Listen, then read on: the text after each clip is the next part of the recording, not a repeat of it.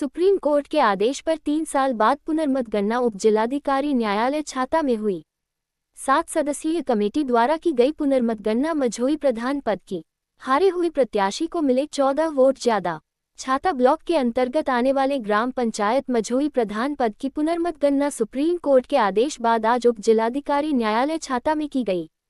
पुनर्मतगणना स्थल के आसपास भारी संख्या में पुलिस पीएसी के जवान सुरक्षा घेरा बनाकर मौजूद रहे।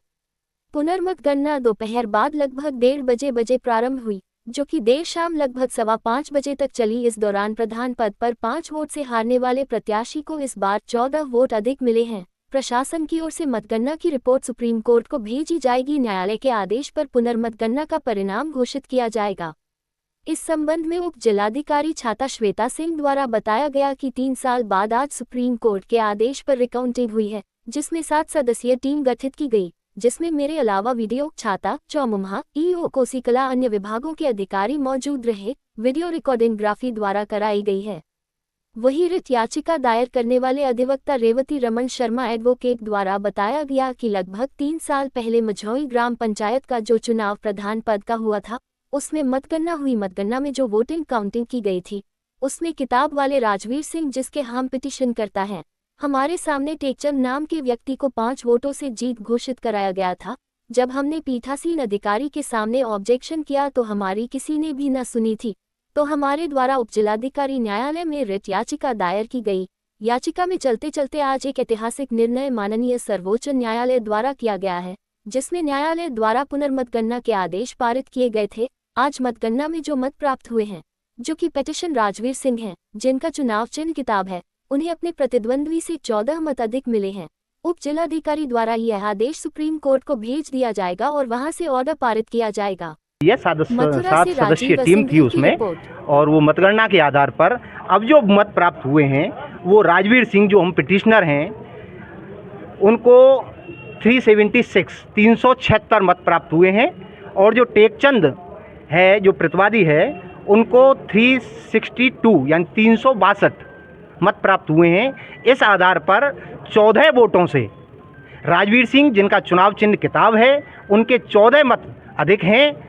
और इनका जो मतों का काउंटिंग करने के बाद में ये आदेश एसडीएम महोदय माननीय सर्वोच्च न्यायालय को भेज दिया जाएगा, और वहां से ऑर्डर पारित होने के बाद में इसको दायर किए हुए कितने साल हो गए? लगभग 3 साल हो गए। जब चुनाव हुआ था तभी माननीय उसी से 1 सप्ताह बाद में लगभग कितने समय का 2 साल का, लगभग 2 साल का समय अभी बचा है।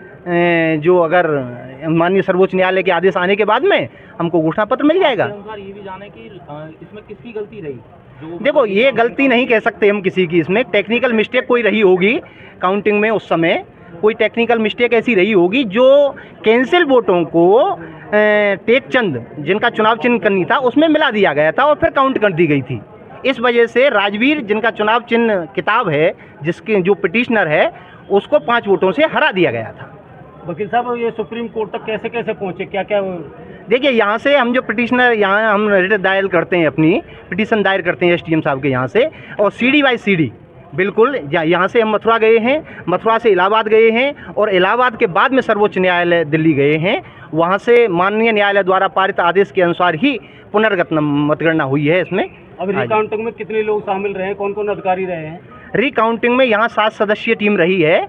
एक वहाँ से सुप्रीम कोर्ट से एक रीजनल कमिश्नर जो हैं, जो नियुक्त किए गए थे, वो यहाँ आए हैं, और माननीय एसडीएम साहब यहाँ रही हैं, और उसके बाद में 2 नायब तहसीलदार यहाँ रहे हैं। उसके बाद 2 बीडीओ छाता और चौमा यहाँ रहे हैं, और ईओ कोसीकला भी यहाँ रहे हैं। उन 7 सदस्यीय टीमों के समक्ष पुनर्मतगणना यहाँ पर प्रारंभ हुई है। अब आपकी पार्टी जीती है, आपको कैसा महसूस हो रहा है? देखिए, पार्टी नहीं जीती है, ये नहीं कह सकते हम पार्टी जीती है। उनके मत अधिक हैं, उनके मत अधिक हैं, हमारे पिटिशनर के मत अधिक हैं। जीत हार का फैसला माननीय सुप्रीम कोर्ट जो है वो करने वाला है। जो हमारे मत हैं वो हम आपके सामने रख रहे हैं कि 376 हमारे मत प्राप्त हुए हैं हमको आज, और 362 यानी 362 उनको मत प्राप्त हुए हैं। इसलिए इसके आधार पर 14 वोटों से हम अधिक हैं। अब माननीय सर्वोच्च न्यायालय जो आदेश पारित करेगा, हम सब उसका पालन करेंगे। हमने एसडीएम महोदय के बाद चुनाव प्रक्रिया जब पूरी हो गई तो एसडीएम महोदय के यहाँ हमने रिट पिटीशन ये दाखिल किया कि जो मतगणना हुई है वो गलत तरीके से हुए, लिहाजा इसको पुनः मतगणना कराई जाए। यहाँ के बाद अगली जो प्रक्रिया हुई वो एडीजे महोदय मथुरा के यहाँ से हुई, फिर ऑनरेबल हाई कोर्ट से हुई और ऑनरेबल हाई कोर्ट से चलता हुआ मैटर ऑनरेबल सुप्रीम कोर्ट पहुँचा। वकील साहब, जैसे कि 2-3 साल का प्रधान जी को आर्थिक दंड मिला है, 3 साल तक ये प्रधान ही नहीं कर पाए हैं, उसके क्या होगा? देखिए, माननीय सर्वोच्च न्यायालय द्वारा जो आदेश किया था उसका पालन माननीय उपजिलाधिकारी महोदय ने कराया है। उसमें 19 मतों से हम लोग बजाय 5 से हारे थे और 14 मतों से अब हम जीते हैं। लिहाजा अब इसकी रिपोर्ट उपजिलाधिकारी महोदय द्वारा ऑनरेबल सुप्रीम कोर्ट में भेजी गई है। ऑनरेबल सुप्रीम कोर्ट अपना जो भी आदेश करेगी उसका अग्रिम कार्रवाई के लिए हमारे द्वारा पालन किया जाएगा और इन 3 साल के बाद जो जनता की हम सेवा नहीं कर पाए उस सेवा के लिए हम माननीय जो भी अदालत के लिए ऑनरेबल सुप्रीम कोर्ट आदेश करेगी वहाँ हम कार्रवाई करेंगे।